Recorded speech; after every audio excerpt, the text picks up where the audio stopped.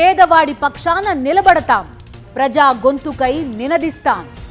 Voice of voiceless, తెలుగువారి మనస్సాక్షి సాక్షి TV. సాక్షి TV ప్రసారాల కోసం మీ స్థానిక కేబుల్ ఆపరేటర్ని వెంటనే సంప్రదించండి. పూర్వం రాజుల కాలంలో బందిపోట్లుండేవారు. ఉన్నట్టుండి మెరుపు దాడి చేస్తూ దోచుకెళ్లిపోయేవారు. ప్రస్తుతం రాష్ట్రంలో చంద్రబాబు దొంగల ముఠా అంతకు మించి అన్నట్టు బరితెగించి వ్యవహరిస్తోంది. వైఎస్ఆర్ జిల్లా పులివెందులలో జడ్పీటీసీ ఎన్నిక నేపథ్యంలో చంద్రబాబు ఆదేశాల మేరకు పచ్చముఠా ప్రజలను భయాందోళనకు గురి చేయడమే లక్ష్యంగా మెరుపు దాడులకు తెగబడుతోంది. గుంపులు గుంపులుగా వాహనాల్లో రావడం, ఆయుధాలు చేత పట్టుకుని విచక్షణారహితంగా దాడి చేసి వెళ్లడం పరిపాటిగా మారింది. ఇదంతా పోలీసుల కనుసన్నల్లోనే జరుగుతుండడం దుర్మార్గం. ఈ అరాచకం చంద్రబాబు అండ్ గ్యాంగ్ ఆటవిక పాలనకు అచ్చుగుద్దినట్టు అద్దం పడుతోంది.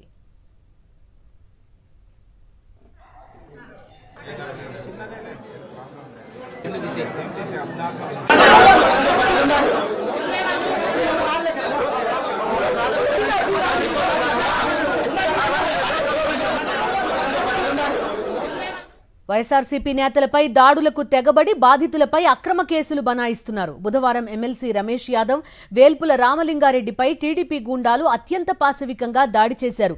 వేల్పుల రాముపైనే ఎదురు కేసులు పెట్టించారు టీడీపీ నేతలు. వేల్పుల రాము, హేమాద్రి సహా 52 మందిపై ఎస్సీ ఎస్టీ అట్రాసిటీ కేసు నమోదు చేశారు.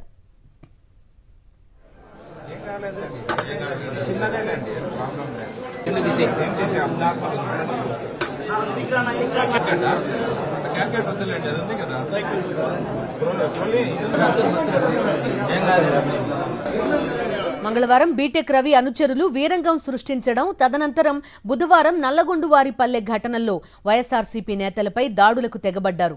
అయితే 2 రోజులుగా జరుగుతున్న పరిణామాల్లో దాడికి పాల్పడిన టీడీపీ మూకలను ఒక్కరిని కూడా పోలీసులు అరెస్టు చేయలేదు. పైగా ఒంటిపై గాయాలే కనబడకపోతే ఎలా అరెస్టు చేస్తామంటూ డీఐజీ కోయ ప్రవీణ్ వెటకారంగా మాట్లాడడం కూడా చర్చనీయాంశంగా మారింది. పులివెందులలో వైఎస్ఆర్సీపీ నేతలపై జరిగిన దాడులకు సంబంధించి పోలీసుల తీరుపై సర్వత్రా విమర్శలు వెల్లువెత్తుతున్నాయి.